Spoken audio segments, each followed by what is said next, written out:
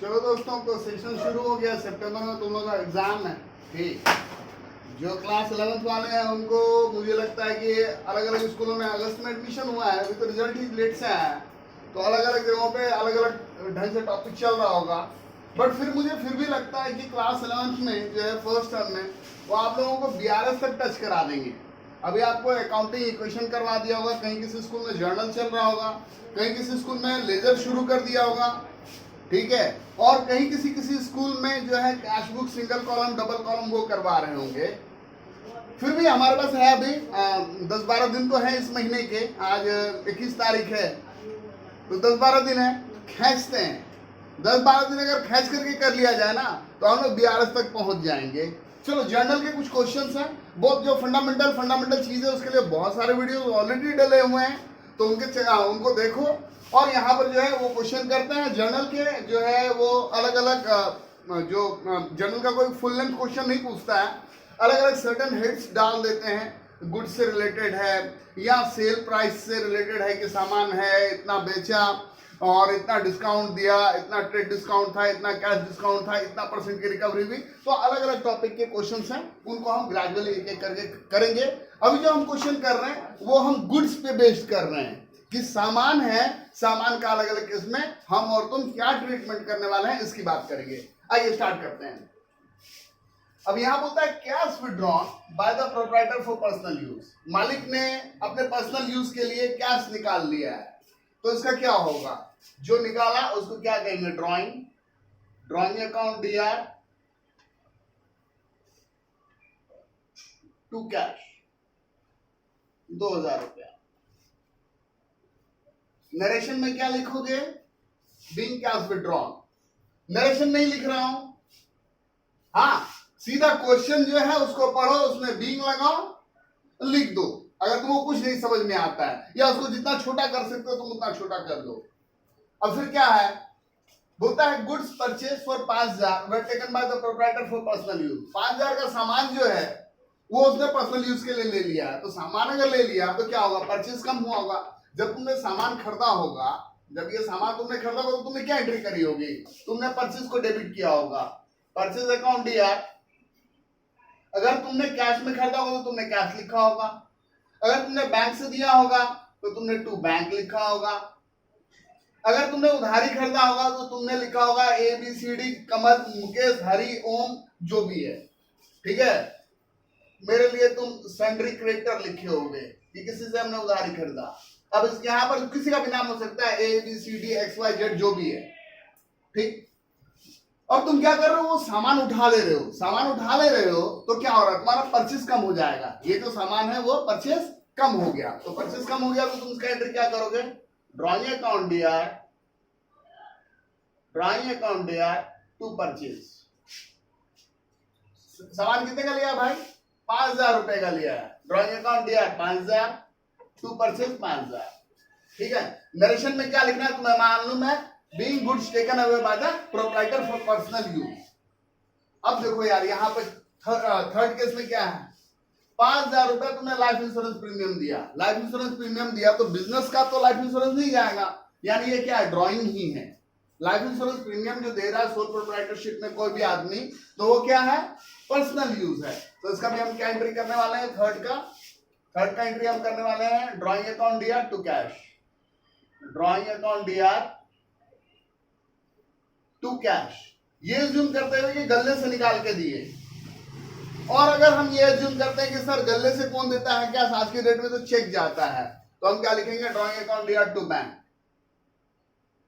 ठीक है। और क्या लिखोगे? Being life insurance premium paid. ठीक है। कितना रुपया प्रीमियम दियो? 5000 ना, 5000 लिख दो यार। ठीक है। तो कैसे अकाउंट। और चौथा क्या है? Goods uninsured of 3000 way destroyed by fire. यार इंश्योरेंस नहीं करवाया था इसने, देखो कैसा है। ठीक है। इसने इंश्योरेंस नहीं करवाया था और इसका आग से नष्ट हो गया माल। तो चौथे केस में क्या हो जाएगा? Loss by fire account DR to purchase. कितना रुपए का?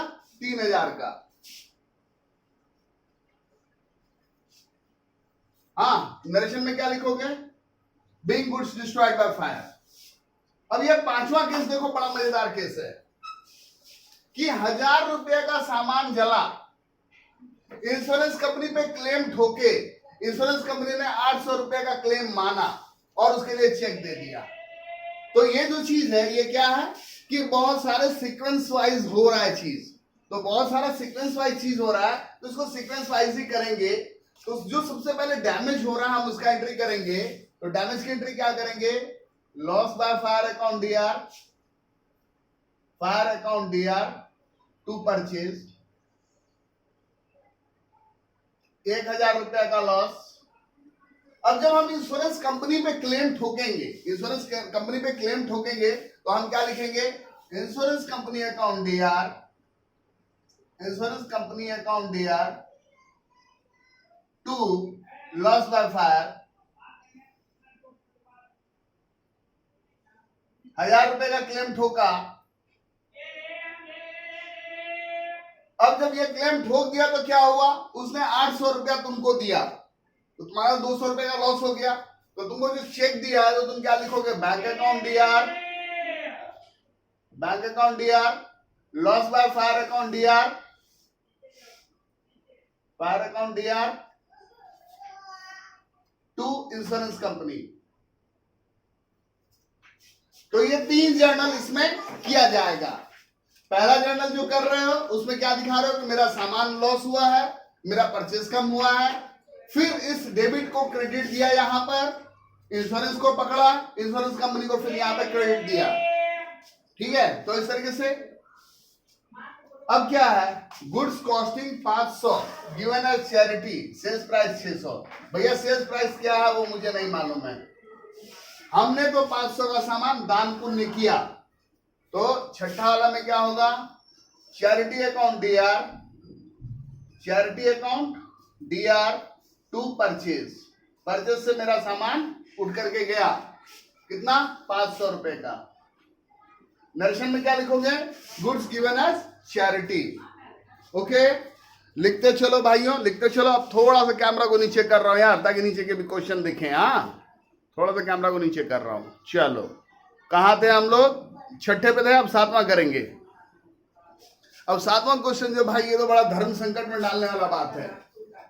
बोलता है sold household furniture for 5000, the proceed were invested in the business.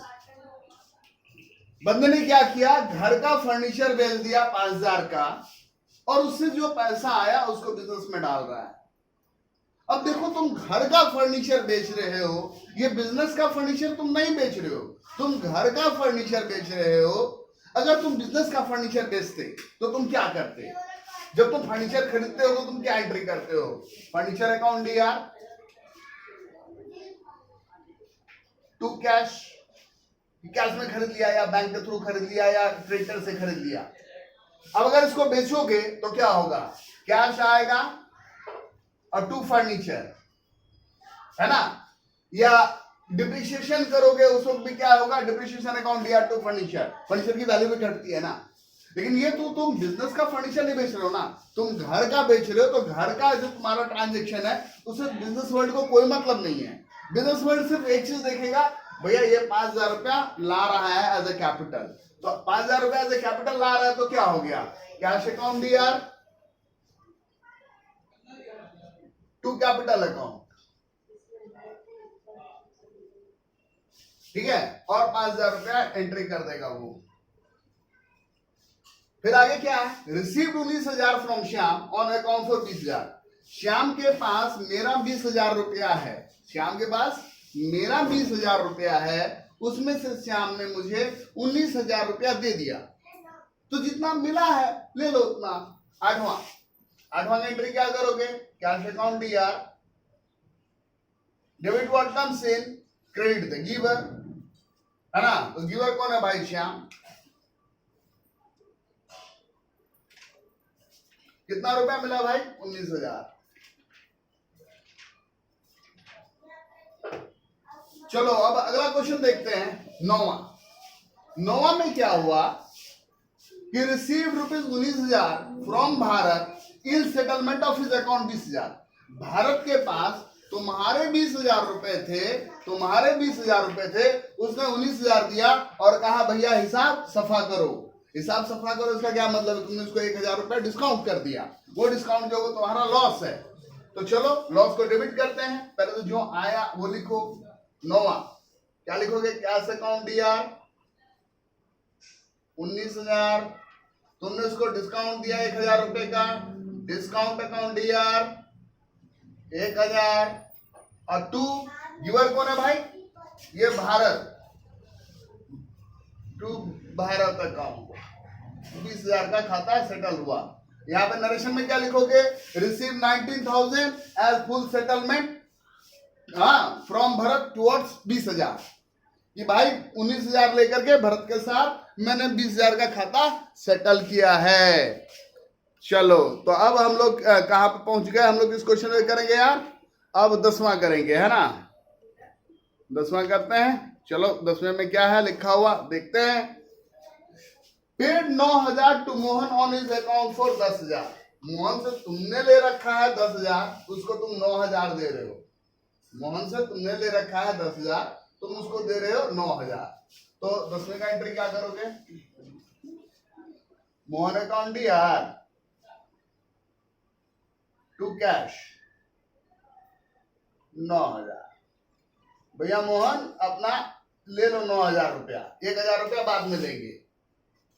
अब यहाँ 11वें में देखो क्या है, बोलता है paid 9,000 to Sohan in settlement of his account for 10,000। यहां पर क्या हुआ कि सोहन से हमने 10,000 ले रखा था। 10,000 का हमारा ट्रांजेक्शन था, 10,000 की हमारी डीलिंग थी और हमने उसके बिहाफ पे क्या किया? उसको 9,000 रुपया दिया और हमने कहा हिसाब बराबर। तो हमने जब कहा हिसाब बराबर तो उसका क्या मतलब? 1,000 का डिस्काउंट हमको मिल गया। 1,000 का डिस्काउंट हमको मिल गया, वो हमारे लिए गेन है। और credit all income and gain, तो उस गेन को हम क्रेडिट करेंगे। चलो 11वां क्वेश्चन करते हैं भाइयों। क्या है? किसको दिया पैसा? सोहन को। सोहन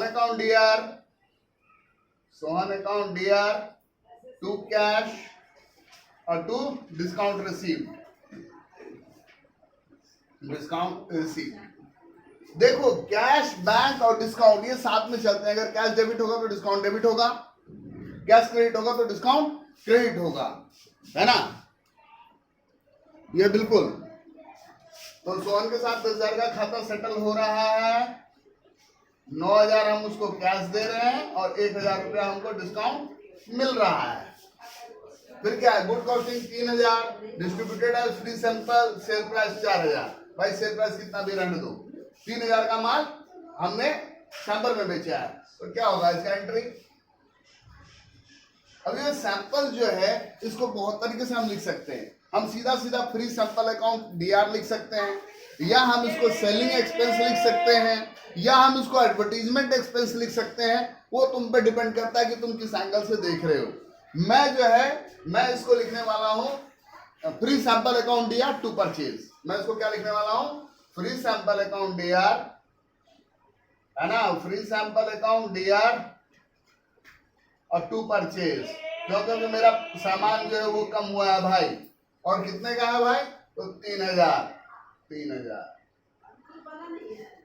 फिर आगे क्या है? Paid life insurance premium 5,000/6। ये एंट्री मैं पहले करवा चुका हूं क्वेश्चन नंबर 3 में। यहीं पर जो 3 पार्ट था उसमें मैं पहले करवा चुका हूं।